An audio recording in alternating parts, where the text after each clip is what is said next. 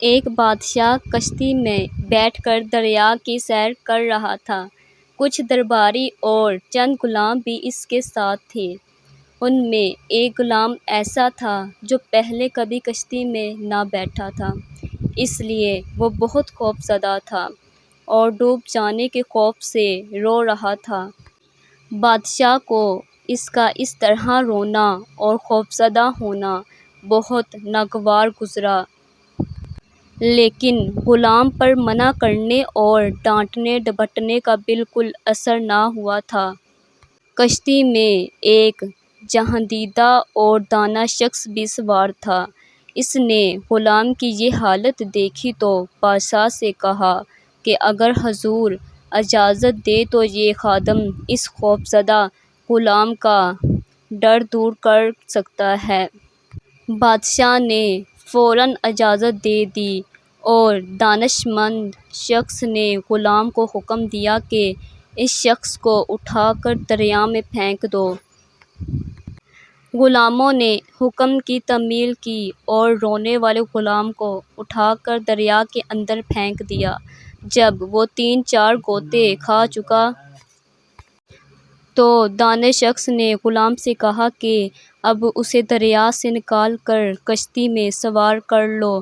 چنانچہ غلاموں نے اس کے سر کے بال پکڑ کر کشتی میں گھسیٹا اور وہ غلام جو ذرا دیر پہلے ڈوب جانے کے خوف سے بری طرح رو رہا تھا، بالکل خاموش اور پرسکون ہو کر ایک طرف بیٹھ گیا۔ بادشاہ نے حیران ہو کر سوال کیا کہ آخر اس بات میں کیا بھلائی تھی کہ تم نے ایک ڈر سے ڈرے شخص کو دریا میں پھینکوا دیا؟ مزید حیرت کی بات یہ کہ اب یہ خاموش بھی ہو گیا ہے۔ دانا شخص نے جواب دیا، حضور والا، اصل بات یہ تھی کہ اس نے کبھی دریا میں غوطہ کھانے کی تکلیف نہ اٹھائی تھی، اس طرح اس کے دل میں اس آرام کی کوئی قدر نہ تھی جو اسے کشتی کے اندر حاصل تھا۔ اب ان دونوں کی حقیقت اس پر روشن ہو گئی، اس لیے یہ خاموش ہو گیا۔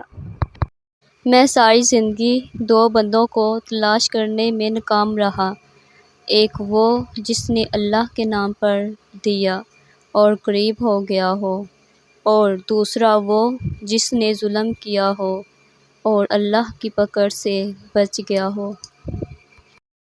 جب آپ مجھ میں کوئی عیب دیکھو تو مجھ سے کہو، کسی اور سے نہیں، کیونکہ اس عیب کو مجھے ہی بدلنا ہے، کسی اور کو نہیں۔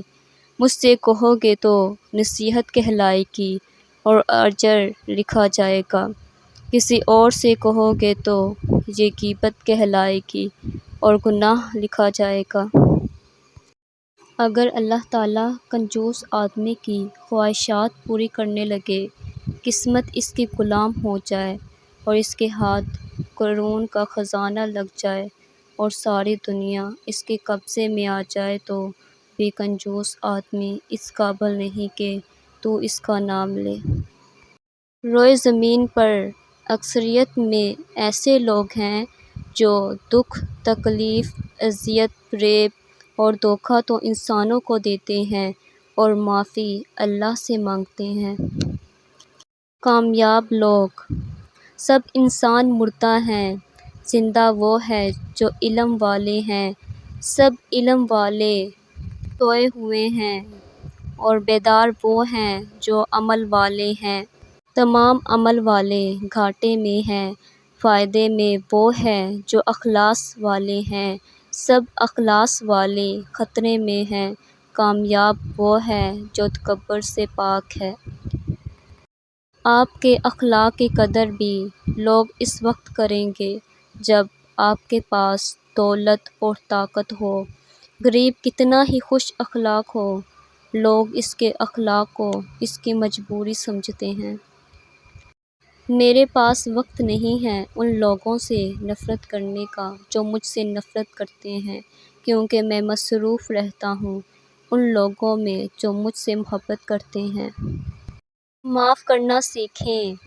تم اپنی 1000 غلطیوں کے باوجود اپنے آپ سے محبت کرتے ہو، لیکن دوسروں کی ایک غلطی کی وجہ سے ان سے نفرت کیوں کرنے لگ جاتے ہو؟